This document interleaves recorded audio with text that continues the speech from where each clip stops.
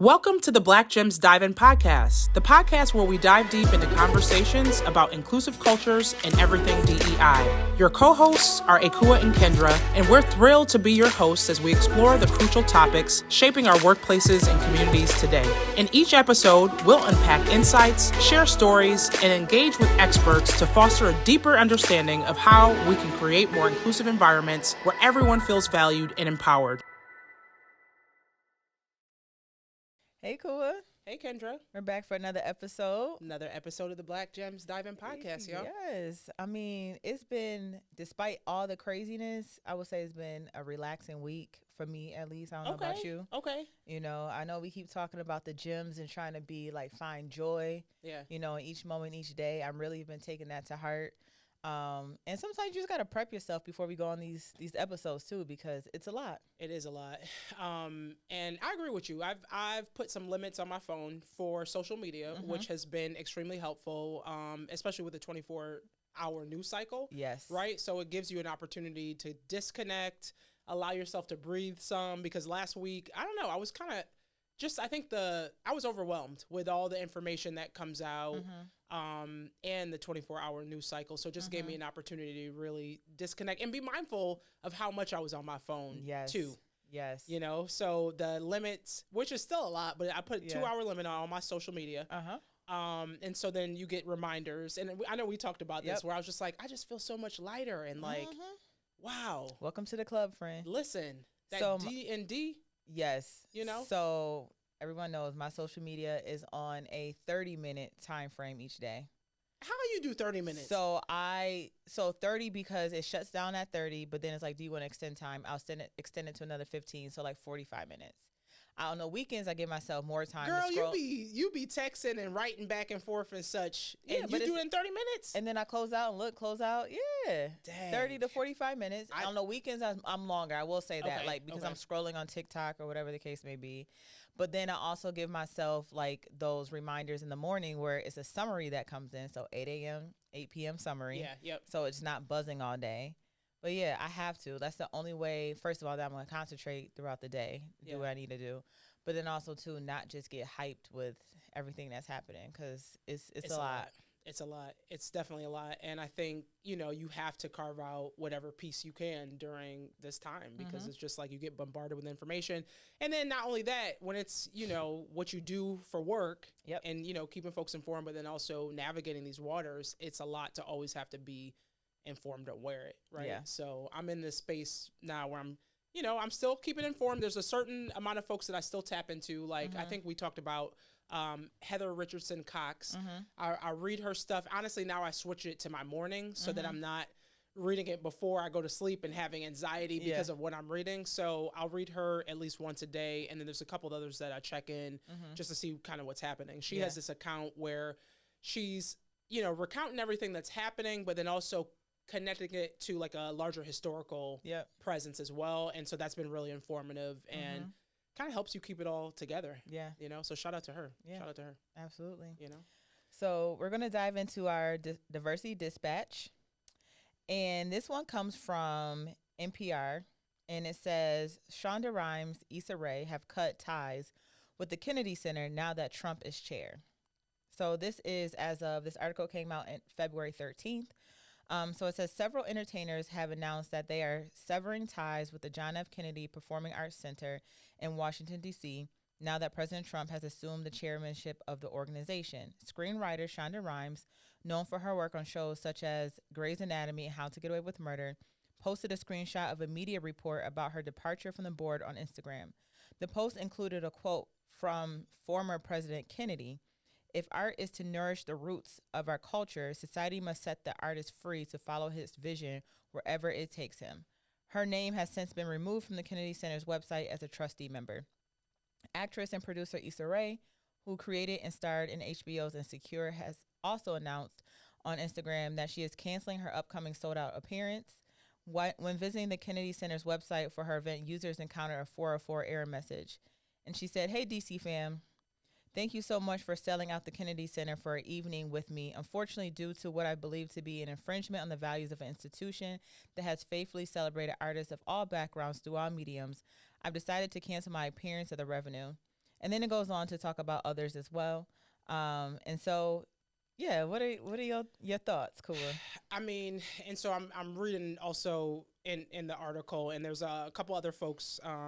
So obviously you got Shonda Rhimes and Issa Rae, like you mentioned, but then Ben Folds, who was a singer and songwriter, he also announced that he was resigning. There was a rock band, Low Cut Connie, also pulled out of their scheduled performance. And they said that they were very excited to perform as part of this wonderful institution social impact series, which emphasizes community, joy, justice, and equity through the arts. Upon learning that this institution that has run nonpartisan for 54 years is now chaired by President Trump himself and his regime, I decided I will not perform there. And then it also talks about who's been appointed now to the board. And so Trump's newly appointed board now includes members such as Second Lady Usha Vance, Attorney General Pam Bondi, and Elaine Chao, a former U.S. Secretary of Labor and the wife of Kentucky Senator Mitch McConnell. In 1958, former President Eisenhower signed bipartisan legislation to create a national arts center in Washington.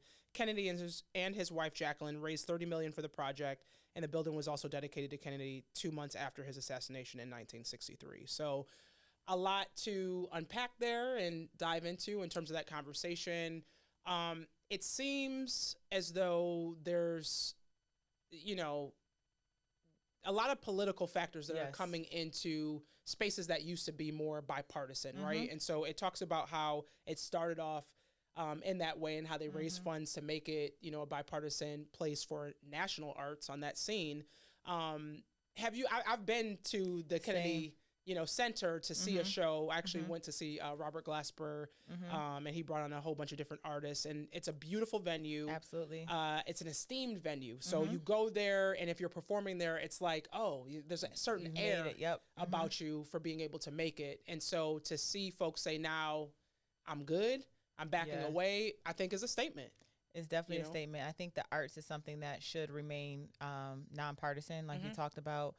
I'm a person that's a theater lover. I go to concerts as well, but I've been to the Kennedy Center to see Ain't Too Proud, which is the story of the Temptations, which was really good. Was able to take a group of students there at a school that I formerly worked at. And so, it, to your point, is a really great venue. I think also, too, one of the things that I'm noticing now that I'm, more into the theater and things like that, is that a lot of the shows and plays that I have been to, have had more of a focus on some of the social issues that are happening, some of the political issues that are happening. Okay. You can tell that some of the shows that historically have played, you can tell they're changing some of their language, some of the storyline just a little bit to have like just a quick nod at what's going on politically and socially.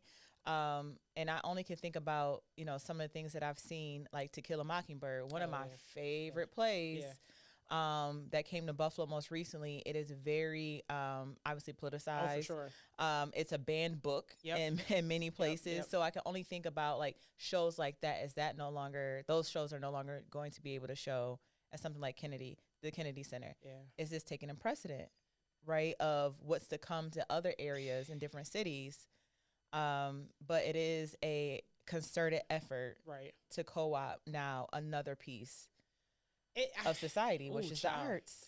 I mean, I think, and shout out to Jazz of Pivotal Paradigm Project, because her and I were talking, and she's just mentioning, like she's been watching a lot of old documentaries of specific countries and regimes and authoritarian, ship and dictatorship and all this stuff. And when you look at the landscape of what's happening, there are very strong correlations of what's currently happening with us, right? And so the arts is one of those things. Like when I think about the expression through the arts and messages that you can pass through that, if you can control that to a certain extent, you can control messages. You can control propaganda. How folks are going to interpret things from that perspective as well. And so I think it's going to be really interesting to see what happens. What shows do play there? Yeah. Who do they decide to bring in, and who will agree to go perform, right? If you have a lot of folks saying, no, this is enough for me, Yeah, I think to your point, right, about, what art is able to display and the freedom that it's able to display, through the movements. Think about the Harlem Renaissance. Absolutely. The Harlem Renaissance thrived obviously off of artistic revelation and freedom. But it also too was a social movement talking about where Black people were at that time. Right. So again, if you're able to co-opt a piece of society in that aspect, you're not able to again display something beautiful as the Harlem Renaissance, or talking about some of the historical pieces. I know we're going to get into the education system as well, and that's just another piece where it's like we're going to continue to control the narrative. Right. And so history does repeat itself. It absolutely does. And we have to continue to tell these stories. And continue to go back and learn from what happened. So I think that's a great point. We should have a conversation at some point. Maybe we can bring somebody on to talk more about the Harlem Renaissance, because it was a social and political movement. And a lot of that was because nobody came to save us then. Right. You know, and nobody's coming to save us now. Nobody's coming to save us now, right? So it had this presence of people artistically showing themselves in one way, but I think the other movement behind that was we all we got. And so we have to turn insular to make sure that we're taking care of one another. And this is feeling very reminiscent of that time, right? Of where we're at now. So I think let's go back, and we always talk about that, like going back and learning from these movements. But even the most recent movement of Black Lives Matter, like there was a lot of artistic freedom in that as well. And some of the images that were being shown through an artistic lens, things that were displayed within theater. Right. So that's another movement as well, where we're seeing like, okay, we saw the ties being changed because of, not just because of the artistic piece, but because of what we were seeing and things like that. And I think, this is another way to control the propaganda. Ooh, child. Well, more to come. We'll keep up to date on that. I can't wait to see what shows do play there. We've been seeing a lot of unprecedented first time things happening, like president going to Super Bowl. Going to was it Indy 500? Yep, Indy 500 you said as well. And so there's unprecedented and first time actions happening. So I'm sure we'll see some more first time and actions to come out of him chairing the Kennedy Center, from an arts perspective. And if everything is on brand and timely, they should be coming out with their fall winter lineup for next year. Plays soon and shortly. So we'll see. Because I know Shay's here in Buffalo is coming out with theirs next week or in 2 weeks. So this is typically the time you're seeing like what gets revealed for the next season. More to come. More to come. More to come. All right. So we're going to go into our hot topic today, and that's coming from Reuters. And it says South Africa stays silent from U.S. on bid for talks, and China pledges support. And so this is coming from Johannesburg, and it says that South Africa's Foreign Minister, Ronald Lamola, said on Monday that United States has not responded to attempts to discuss President Donald Trump's executive order cutting off aid, but that China had pledged support. Trump cut U.S. financial assistance to the country this month, citing disapproval of its land reform policy and genocide case against Israel at the International Court of Justice. It says that despite all of our attempts through our mission in Washington to formally engage and communicate, we are awaiting feedback and a response. We're hopeful that they will find a moment to have the discussion with us, Lamola told Reuters in an interview in the main commercial city of Johannesburg.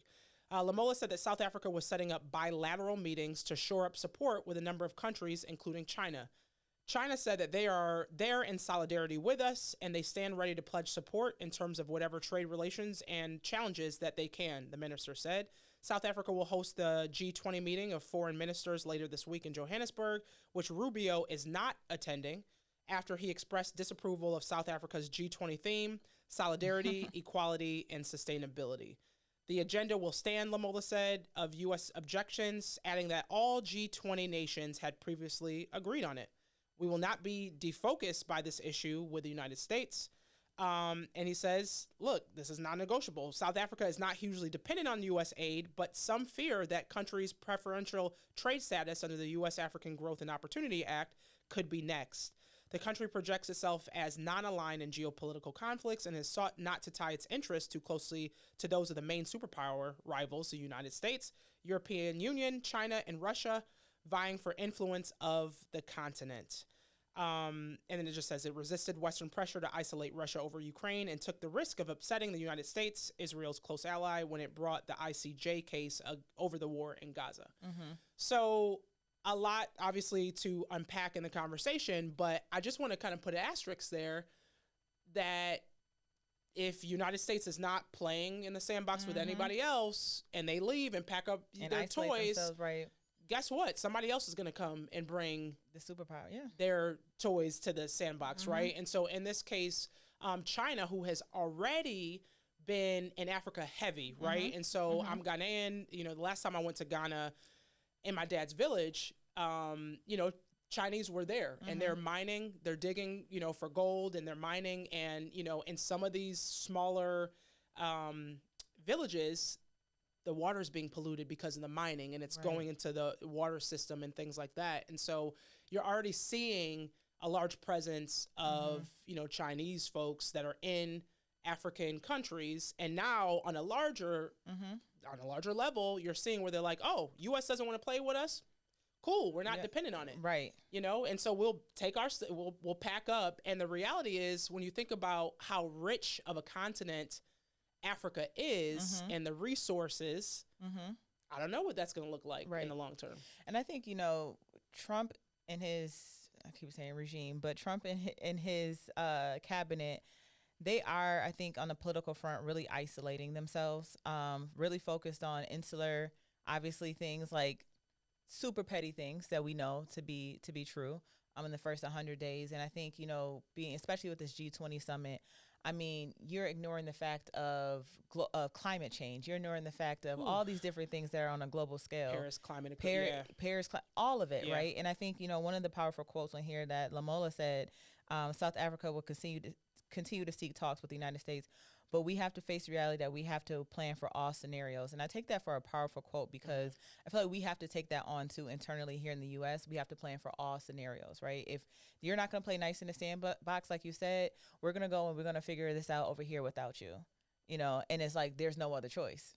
But at the same time, to your point, with the U.S. not being at the table, you're losing out on so much. And it continues, right? So another part, I'm just going to put a little part 2 to our hot topic conversation. This actually comes from BBC. And it says that European leaders set to hold emergency summit on Ukraine. European leaders are set to gather next week for an emergency summit on the war in Ukraine in response to concerns that the U.S. is moving ahead with Russia on peace talks that will lock out the continent. Sir Keir Starmer, who's expected to attend the summit in Paris, said that it was a once-in-a-generation moment for our national security, and it was clear Europe must take a greater role in NATO. It comes after Donald Trump's special envoy to Ukraine said European leaders would be consulted but not take part in any talks between U.S. and Russia over ending the war.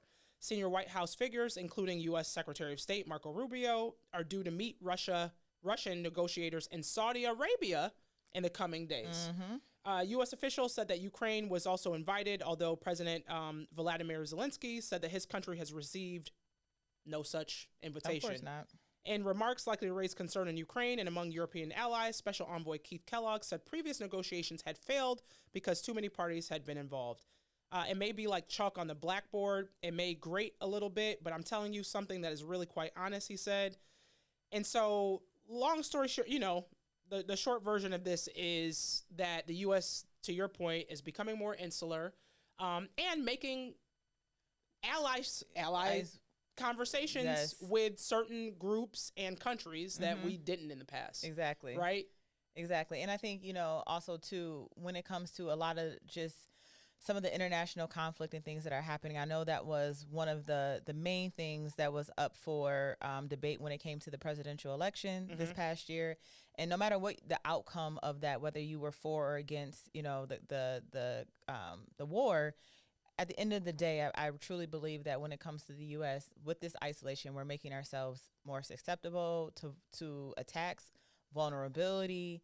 So, you know, all the things that people think that it's, you know, funny that Trump and his cabinet is doing, is like, it's really opening us up for attacks, whether it is a physical attack, whether it is a cyber attack, all these different things. And we're just being puppets in this game. Are we puppets? I mean, are we Oh, well, When I see what you're saying. I see what you're not saying. us, not us, but but Trump and his cabinet. I see what you're saying in terms of how they've communicated what is actually occurring right now, because I know we last week we talked about how you know, a lot of folks are talking about these cuts in Doge and this Department of Government Efficiency, and how why wouldn't you want to cut wasteful spending? And they're going and they're, you know, claiming that if they got all these reports and Social Security of people 115 and up that are receiving benefits still, and how much waste is happening, but then there's really no way to check and see if this is true or not. And not to say that, you know, they found things in the past around,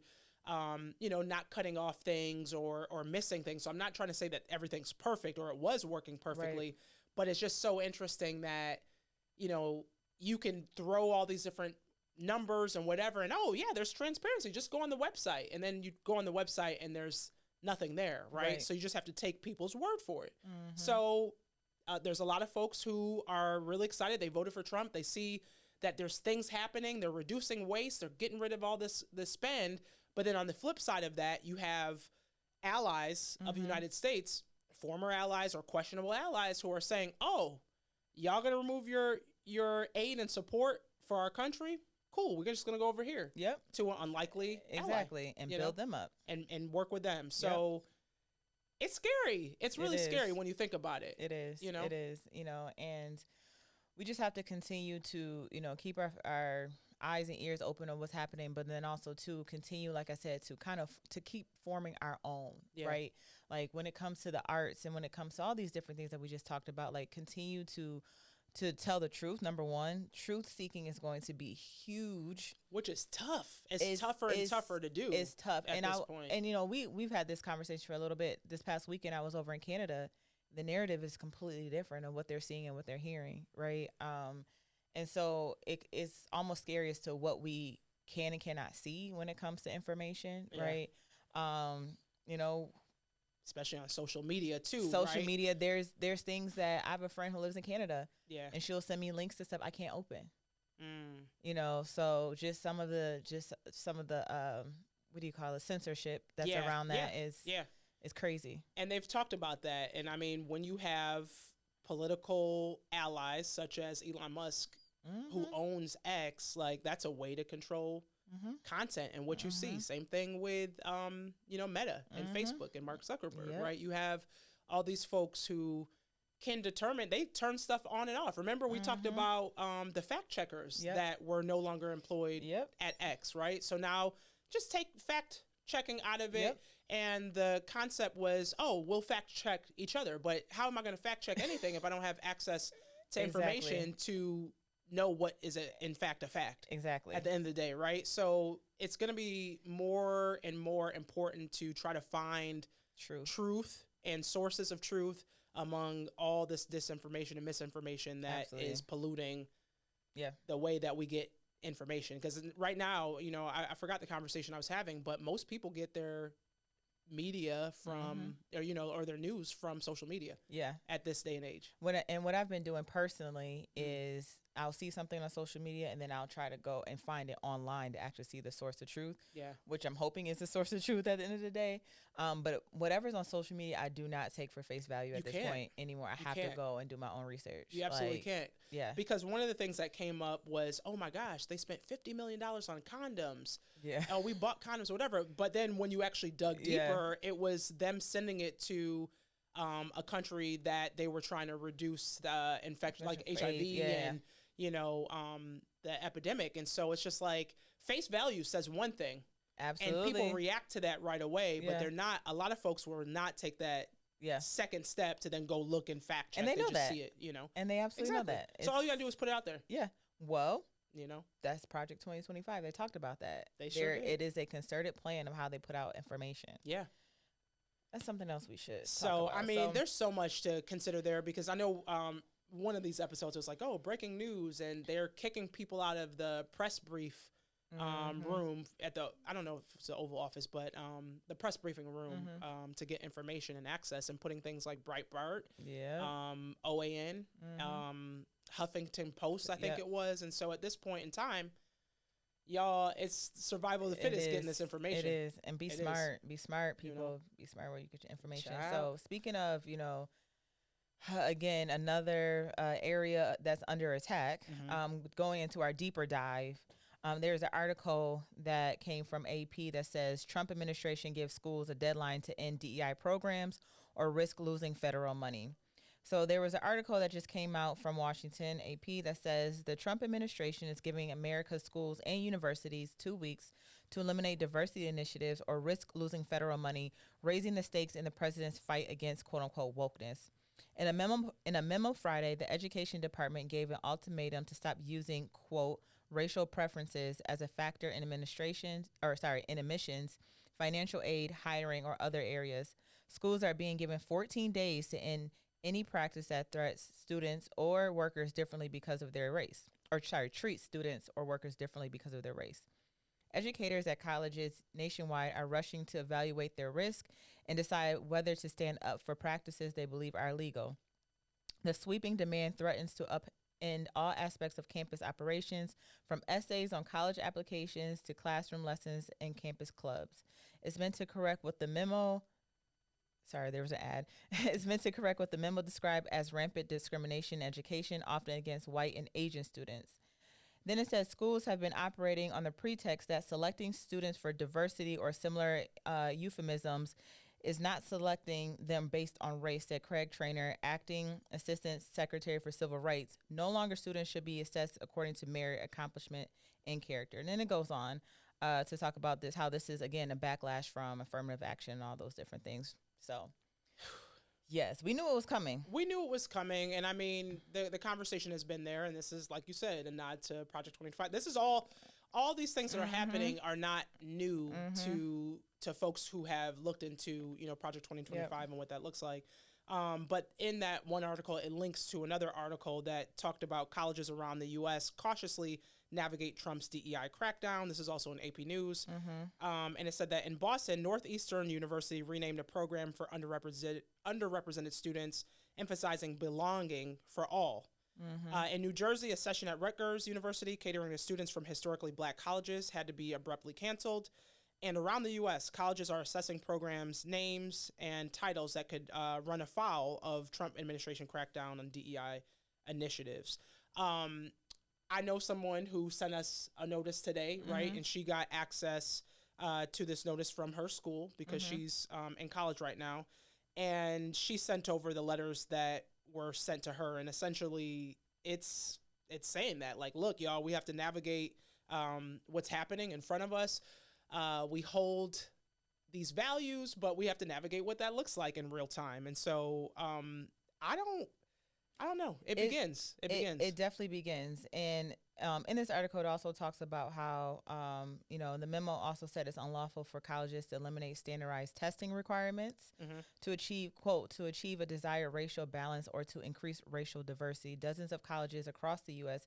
have dropped SAT and ACT requirements, which we know in recent years, citing concerns that exams favor students from high-income families. Then it goes on to say practices that have long been commonplace could become legal keyword liabilities, including recruiting in underrepresented areas or buying lists of potential students with a certain academic or demographic information, said Angel D. Perez, CEO of the National Association of College Admission Counseling. Colleges and universities are going to find themselves between a rock and a hard place. They know that what they're doing is not illegal, but they're worried that if they do not comply, not having federal funding will disseminate them. There's so much to dive into when it comes to this because, obviously this started with affirmative action being rolled back last year, right? We knew that at this the higher was education level. Exactly. Yep. So it started from there, and we knew this was a trickle down effect.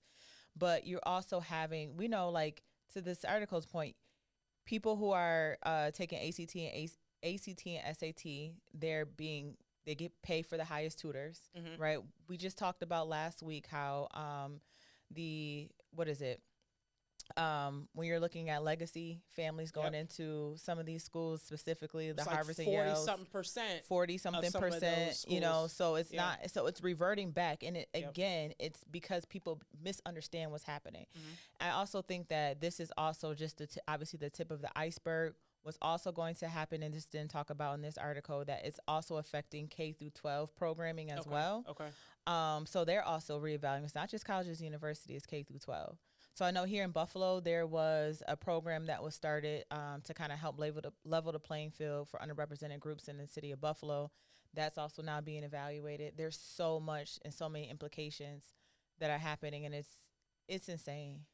It is insane. I pulled up the letter that our friend sent to us. So she goes to University of Michigan, and this letter came from the office of the president, and it said, students, faculty, and staff, Friday night, the University of Michigan and other institutions of higher learning received a letter from the U.S. Department of Education Office for Civil Rights that it has important implications for our community and others around the nation.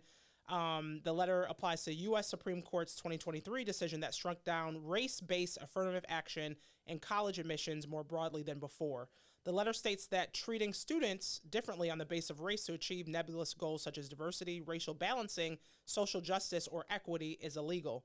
The letter prohibits the use of race in decisions, and I know you already went through that, but it also listed some more. So in decisions pertaining to admissions, hiring, promotion, compensation, financial aid, scholarships, prizes, administrative support, discipline, housing, graduation ceremonies, and all other aspects of student, academic, and campus life. So they're trying to paint this broad brush and stroke of every single aspect of higher education is going to be impacted by this. So don't think you're going to get by it in one of these other areas, because we're talking about that too.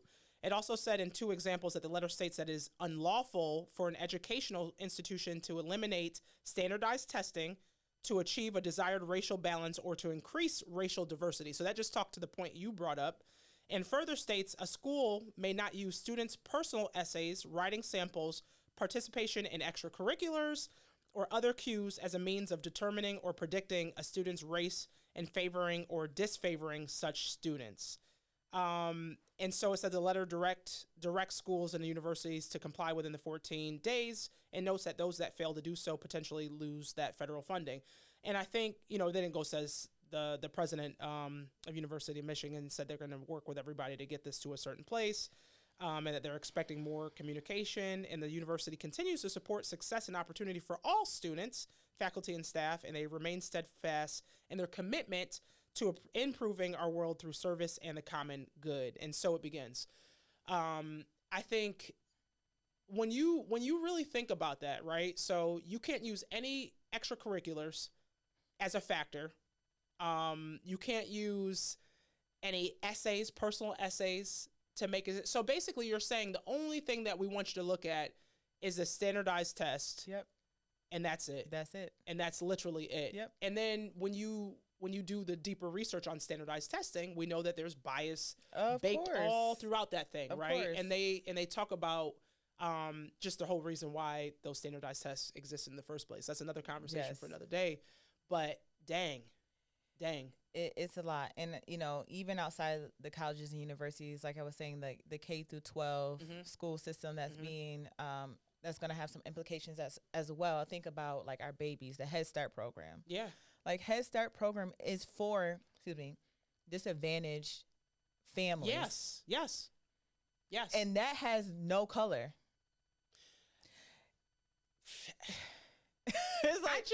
My thing is they're not thinking about the long-term impact. It's the broad stroke, like you said, like just a couple weeks ago. We're just going to stop federal funding. Or maybe they are thinking about the long-term I don't know. It's like, we're going to stop federal funding. It's like, do you understand what that's really going to do to everybody, not just the people that you think you're going to target? Yeah. You know what I mean? Like, I think about that. I think about the Head Start programs. I think about the funding when it comes to food for these kids in schools, right?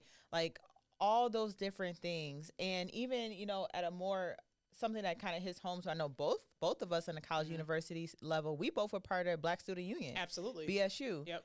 That's also on the chopping block.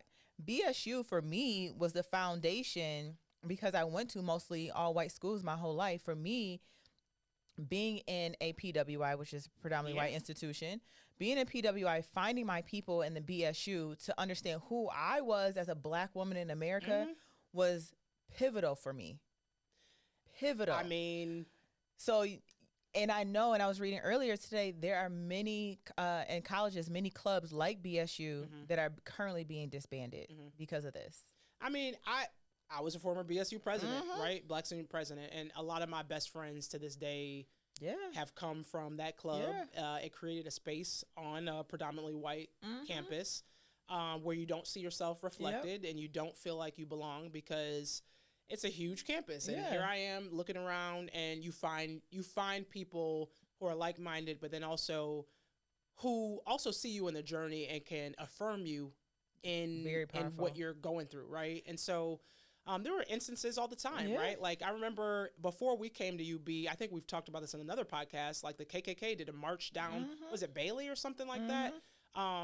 And purposely stoking fear in South Campus where more, students of color would live in that area. And guess what? We had to have a conversation about it. How do you, protect yourself? How do you make sure that you're thinking about your foundation of safety on campus?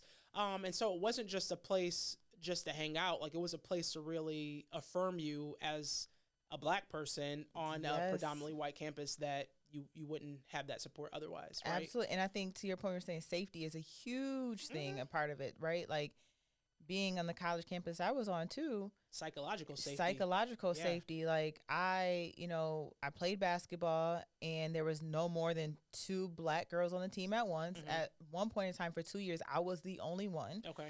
I lived in a dorm called the Harlem Renaissance Center, which now that I think about, that's probably going to be up at the chopping blocks too.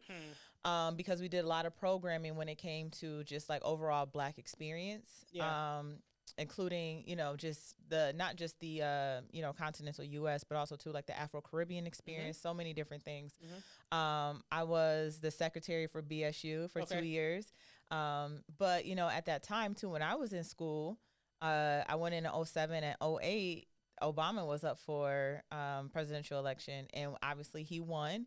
And I would never forget, we woke up the next day, we were celebrating.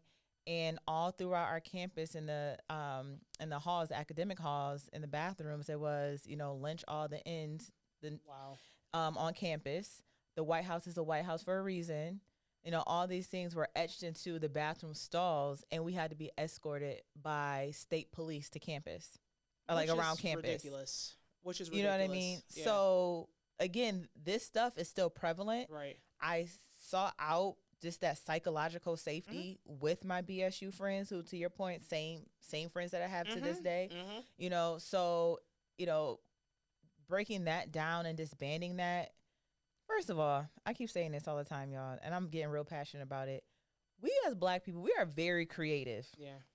We're very resilient. I hate saying that we're resilient because it's tiring, but we're going to find a way to get through on these college campuses.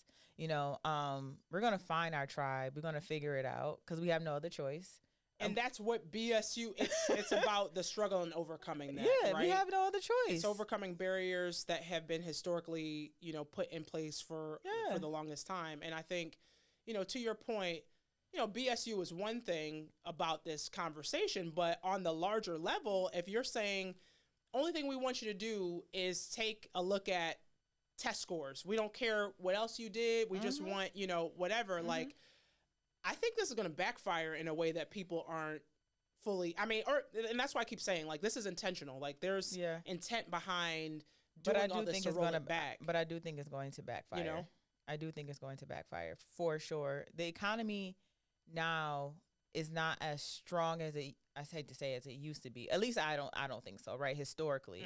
Obviously you have your, financial crisis and things that existed in the past, but I don't think that people are spending their money at colleges and universities the way they used to. And that's exactly what I was going to say, because there's colleges already shutting down for low enrollment. Exactly, because college is so expensive. Right. So unless they lower the price of college, how? Literally how? You can't. Exactly. So I do think that the people that think they're going to get into these schools is not going to be. It's not going to be the people that they. And the experience. I think the biggest thing that is frustrating in these conversations and revelations of how things are moving is it's such a waste of time. It's such a waste of time. Racism is not only is it insidious, but it's such a waste of time. when you're talking about competing on a global level, forget, it's one thing domestic and here from a national standpoint, but on a global level, we need everybody to come up with the best ideas, to be able to access money to start a business or, to create an app. It could be the next biggest thing. And I think we're wasting so much time on, no DEI this or that, and we're going to roll this back. And, we started a lot of these conversations with the Fearless Fund and how they were trying to give money to historically, groups have been historically left behind, Black women and business owners. And so we're going to waste time to go through all this rolling back or whatever. And we're going to also be wasting time and losing our, dominance, which we already are on a global scene. And so it's like, you can play around if you want to, but who are you really? And that's what the questions come back to, like, what are y'all really trying to do? Because if you're diminishing us on a global level and now other countries are saying, well, forget y'all, we're going to go over here to China and work with them. You're diminishing what's happening within the States. I'm over here just like, because history repeats itself, right? So to your point of, we're talking about racism and it's a waste of time. It absolutely. But I think it also is making it for a bigger argument for those in power to now move into this classism conversation. Very true. And so we know that there's a caste system in almost every piece of dynasty that we've seen. Sure. Right. And so I think they're starting to form this caste system. Ultimately, I mean, I even go back to the beginning of time. Look at the Roman Empire. Why do you think the Roman Empire fell? Listen. I mean, you know what I mean? So it's like you're seeing the writings on the wall. You see all these things that are happening, the Nazis, all of it, right? It's immigration is a big piece of that too. Who are taking these jobs? They're already talking about the food system being challenged because now you don't have folks who are working, who's picking your berries, who's in these factories with the chicken and cleaning them. Like already there's a short, look at the eggs. And then on top of that, you got bird flu and now there's no information on the CDC website. So it's just going to be very interesting how this unfolds. Just one quick anecdote. So when I was up in Canada this weekend at Niagara-on-the-Lake doing wine tasting, our tour guide was talking about, we were like, man, this is so many, I think in like, I forgot like the radius or whatever, but it's in that little area is about 70, 75 wineries, which is a very small area. But the wine is exceptional. So we were talking about like, who do they hire to come to attend to the vineyards? And the guy was explaining to us that there's, what he said, Mexicans and Jamaicans who come every year from March to, I think he said August or September. And they come on a visa and they work the vineyards. They're paid like minimum wage, but they also get paid into the Canadian pension system. And so I thought that to be kind of like really interesting, where on our front, because he was saying that their tour guide, he was like, it's interesting how you're trying to get people out of your country. He's like, no, we want people in our country. And he's like, and the benefit is paying into the pension system. So they're working, a couple months out of the year. And there's obviously a lot of different implications that way. But, I just found that to be, really interesting for that area as well. But it's just like, I mean, there's so much, as we just talked about, that's playing into this conversation, from education to the arts to just international relations, like, and it's a whirlwind. It's a whirlwind. So I think at the end of the day, we have to continue to be creative. We have to be resilient. We have to have concerted efforts towards systems. Absolutely. Like, wouldn't it be great if we formed our own art system outside of the Kennedy Center and had our own art system to exist, like something like the Renaissance, it's the Harlem, right? The Apollo. I mean, the Apollo Theater was the mecca, right? Like, let's pour our dollars into the Apollo Theater. How can we get that revitalized again? Like, I've been to the Apollo recently, and they have amazing shows at the Apollo. Like, how do we revitalize things like that to continue to tell our stories? And don't let any of this die, because it's going to get buried, y'all. It is. And I think that's it, right? So there's a lot of conversations about third spaces and going back to finding community in real life, because a lot of this stuff, we rely so much on social media, and these movements, I don't know, you could use social media as a tactic, or at least in the past you could, as a tool, right, to getting information across to people. But now I don't even know if that's real or possible. So where are our third spaces so that we can find community with one another and start to share messages, and ideas and plans on in real life, in person, type of situation, because that's where we got to go with it. We can't rely on algorithms that are specifically biased on purpose, to get information or not get it. And so we got to start to come together in real life, y'all. Important of third-party spaces. That's a whole nother topic that we can dive into. Exactly. So y'all, we dove into a lot. It's always a lot to cover and a lot to chat about, but we need to leave y'all with a gem, right? It's a gem of the day. And so I'm going to go first. I always look at you. I know, right? I always look at you, but cool, just turned over a new leaf, y'all. I'm trying to change, This is actually coming from Coach Prime, Deion Sanders, right? And so he said, what's going to be different? What will you give up? What won't you do anymore? What's your distraction, and what's on the inside that's troubling you? The answer to all these questions is the path to your success and peace. If you want better, do better.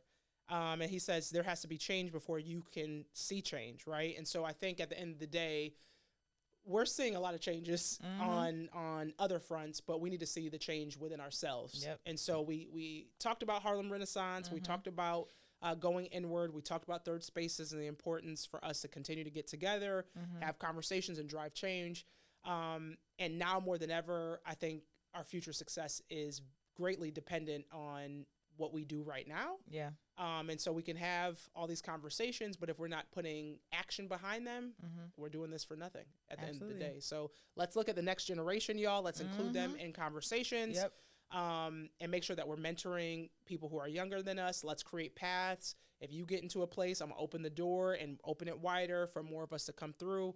And I think we have to prioritize us. I know we talked about our spend last episode or whatever. We have to prioritize spending with ourselves and supporting ourselves on a greater level in a time like this. Yeah, absolutely. So that's, I'm going to leave it there. See the change, be the change, and continue to push forward.